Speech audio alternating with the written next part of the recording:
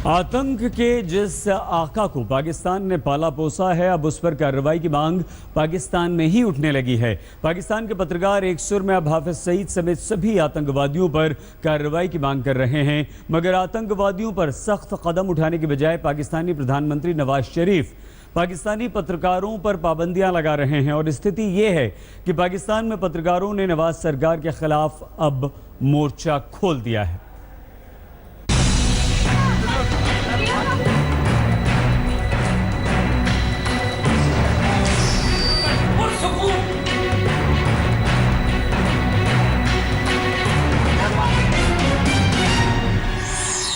पाकिस्तान में उठने लगी आतंक के आका पर कार्रवाई की मांग।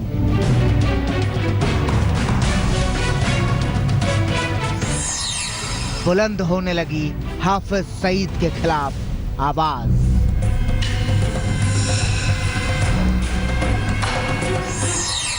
आतंक के आका पर मेहरबानी करके घिरने लगे नवाज।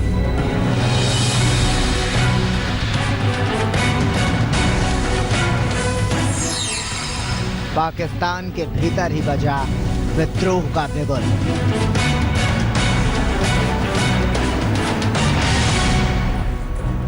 जी हाँ, वो पाकिस्तान जो आतंकियों की पनाहगाह है, वो पाकिस्तान जहां खुल्लम खुल्ला आतंक की खेती होती है, वो पाकिस्तान जो आतंक की फसल को खाद पानी देता है।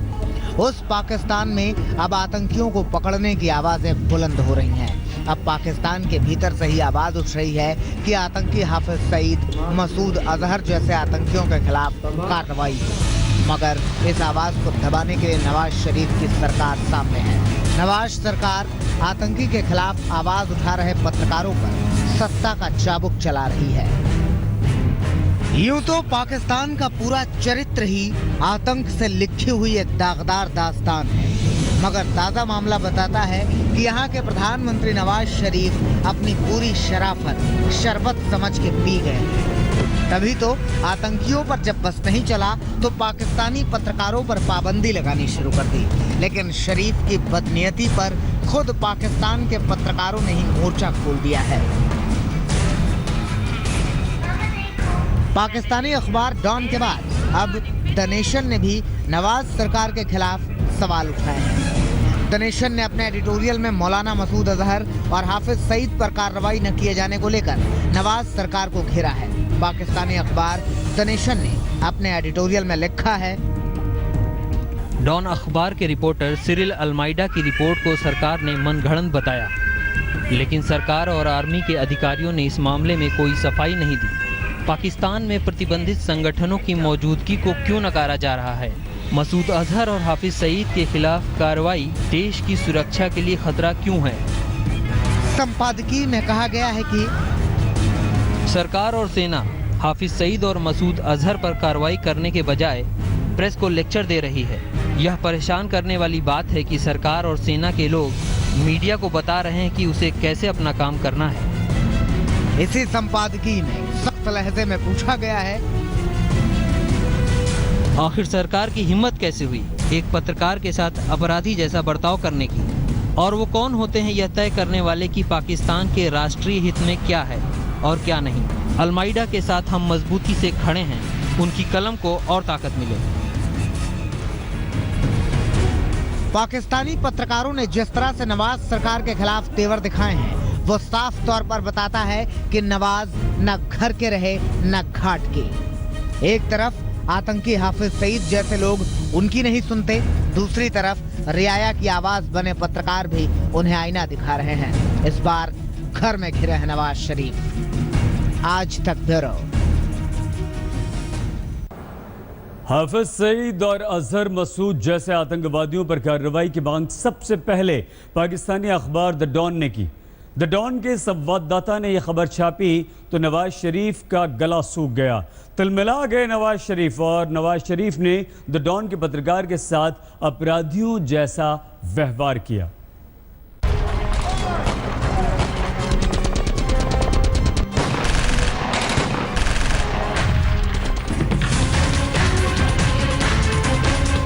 भारत ने पीओके में घुसकर आतंकियों को मजा चखाया तो पाकिस्तान तिलमिला उठा।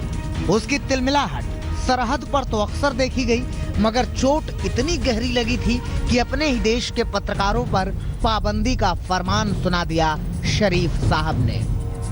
देखिए, ये तस्वीर सिरिल अल्मीडा की है। वही सिरिल अल्मीडा जिन्होंने अपने रिपोर्ट में नवाज शरीफ के दावों के चीथड़े उड़ा दिए, जिन्होंने अपने रिपोर्ट में सवाल उठाया कि पाकिस्तान आतंकियों को पनाह क्यों दे रहा है। दरअसल भारतीय सेना के सर्जिकल स्ट्राइक के बाद नवाज शरीफ ने पाकिस्तानी सेना के साथ एक गुप्त बैठक की। सिरिल अल्मीडा ने पाकिस्तान अखबार द डॉन में आईएसआई और आतंकी गठजोड़ का खुलासा किया। सेना प्रमुख और पाक पीएम के बीच बैठक में हुई बहस का खुलासा किया। इतना ही नहीं, सिरिल की रिपोर्ट के आधार पर अखबार द डॉन ने लिखा, असैन्य सरकार ने सैन्य नेतृत्व से कहा है कि पाकिस्तान का बढ़ता अंतर्राष्ट्रीय बिलगाव आतंकवाद को कथित समर्थन के चलते है। अगर जल्द इन पर काबू नहीं पाया गया तो देश अलग थलग पड़ जाएगा। इस रिपोर्ट के छपने के बाद नवाज शरीफ तिलमिला उठे। उन्होंने आनन फानन में सिरिल अल्मीडा के साथ अपराधियों जैसा सलूक किया। सिरिल की खबर को सबसे पहले तो उन्होंने झूठी खबर करार दिया। सिरिल को देश से बाहर जाने पर रोक लगा दी और सिरिल का नाम एग्जिट लिस्ट में डाल दिया। आपको बता दें कि एग्जिट लिस्ट में ऐसे लोगों का नाम डाला जाता है जिन पर विशेष निगरानी रखी जाती है। Pakistan has been in the news for many years now for all the wrong reasons, and for someone who writes about Pakistani politics and security, this is a chance to get to hear what the outside world is talking about outside our regular things that we would be focusing on in Pakistan. Almeida की इस खबर से पाकिस्तान सरकार और सेना दुनिया भर में बेनकाब हो गई। सिरिल की चर्चा अमेरिका में भी हुई। Sir, the journalist who filed that story has been asked to not leave the country, and his name is put into the ECL, the exit control list, means he cannot leave the country. So what are your comments about the freedom of press in Pakistan, especially in this case? So first of all, I'm aware of the reports of restrictions on Mr. Almeida's travel. I would refer you to the government of Pakistan for information on that. On press freedom, it's obviously an issue that we continue to raise regularly with the government of Pakistan, including our concerns about the difficulties and the dangers that journalists face there.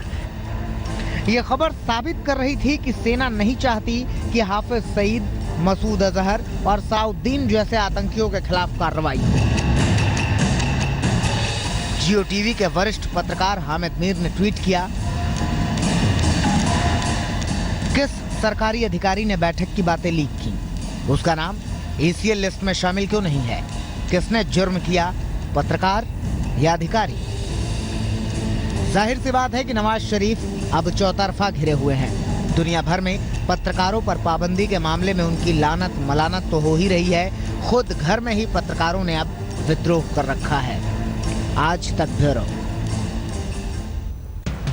पाक के जख्मों पर वही पाकिस्तान को आंख दिखा रहा है। स्थिति यह है कि पाकिस्तानी प्रधानमंत्री को अब हाफिज सईद लगातार डराने धमकाने की भी कोशिश कर रहा है और पूरी तरह से बेलगाम हो चुका है ये आतंकी हाफिज। तुम्हें इंडिया के साथ ताल्लुकात कायम करने चाहिए। अच्छा जी, इंडिया के साथ ताल्लुकात में रुकावट कौन है? ये शख्स जो आपके सामने खुतबा दे रहा है, ये रुकावट है। ये इंडिया के ताल्लुकात के मसले में रुकावट, बड़ी परेशानी है। आतंकवाद के मुद्दे पर सरकार और सेना के बीच तनातनी की खबर छापने पर पाकिस्तान ने अपने पत्रकार की कलम पर तो लगाम लगा दी, लेकिन आतंकी नंबर 1 की जुबान पर लगाम लगाने की हिम्मत नहीं जुटा पाई। और मसला तो इनका है जो यहाँ इस्लामाबाद में बैठे हैं, जो पार्लियामेंटों में जाके बैठे हैं, जिनको तुमने वोट दे दे के अपनी नुमाइंदगी के लिए भेजा हुआ, ये बेचारे परेशानी का बाइस। ये है असल रुकावटें। क्यों? इन्होंने देखना अमेरिका की तरफ, इन्होंने देखना जी मगरब, जी तन्हा हो गए, जी तन्हा हो गए। और जालिमों, ये बात देखते हो कि तुम तन्हा हो गए। इस तन्हाई को खत्म करने के लिए क्या हल है?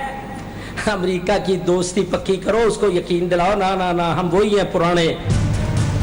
जिस आतंकवादी को पाकिस्तान ने इतने जतन से पाला, जिसके जरिए पाकिस्तान ने भारत से दुश्मनी निभाने के लिए उसे दूध पिलाया, वो हाफिज सईद अब अपने आका का हुक्म मानने से इनकार कर रहा है। वो तो अब पाकिस्तान को अपने इशारों पर नचाने की बातें कह रहा है। बाद लोग बेचारे ये समझते हैं कि मौका बन गया, अब पाकिस्तान की फौज को इसकी डाउन साइजिंग कर लो। अमेरिका बड़ी देर से पीछे लगा हुआ है। ये पाकिस्तान की फौज बहुत बड़ा खतरा है, इसको कम करो। एटमी कुव्वत इसको खत्म करो। इनकी हैसियत, दिफाई इदारों की हैसियत खत्म करो। आज तक पर खबरों का सिलसिला लगातार जारी है। बने रहिए हमारे साथ, देखते रहिए आज तक।